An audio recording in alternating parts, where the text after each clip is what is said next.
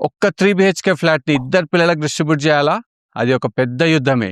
అదే ఫ్రాక్షనల్ యూనిట్స్‌లో ఉంటే ఇది ఒక సింపుల్ క్లిక్‌తో సాల్వ్ అయిపోతుంది. ఫిజికల్ ప్రాపర్టీని డివైడ్ చేసేటప్పుడు వచ్చే ఈ ఇబ్బందుల్ని ఫ్రాక్షనల్ యూనిట్స్ ఎలా సాల్వ్ చేస్తారో ఇప్పుడు చూద్దాం. ఒక ఫ్లాట్‌ని వర్టికల్‌గా డివైడ్ చేయలేం. ఆ ఫ్లాట్‌లో ఎవరు ఉండాలి? దాని రెంట్ ఎవరికెళ్ళాలి? దాన్ని అమ్మినప్పుడు ఎవరికి ఎంత రావాలి? ఇలాంటి చిన్న చిన్న ఇష్యూస్‌తో స్టార్ట్ అయ్యి ఫ్యామిలీ రిలేషన్స్ దెబ్బతినేంత వరకు వెళ్తాయి. ఇదే ఇన్వెస్ట్మెంట్ మీరు ఫ్రాక్షనల్ రియల్ ఎస్టేట్లో ఇన్వెస్ట్ చేస్తుంటే మీకు యూనిట్స్ రూపంలో వస్తాయి.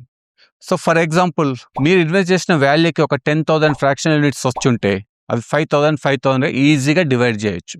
సో ఇలా యూనిట్ స్ప్లిట్ అయిన వెంటనే ఆ యూనిట్స్కి వచ్చే రెంట్ కూడా ఆటోమేటిక్గా వారి అకౌంట్లోకి వెళ్ళిపోతుంది.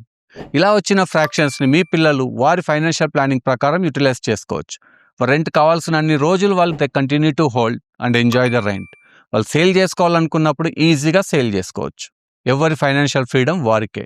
పిల్లలకు గొడవలను ఇచ్చే ఈ ప్రాపర్టీస్ కంటే వారికి ఫైనాన్షియల్ ఫ్రీడమ్ ఇచ్చే ఫ్రాక్షనల్ ఇన్వెస్ట్మెంట్స్ని ఇవ్వండి. స్మార్ట్గా ఇన్వెస్ట్మెంట్ చేయండి. మీరు మీతో పాటు మీ ఫ్యామిలీని హ్యాపీగా ఉంచండి.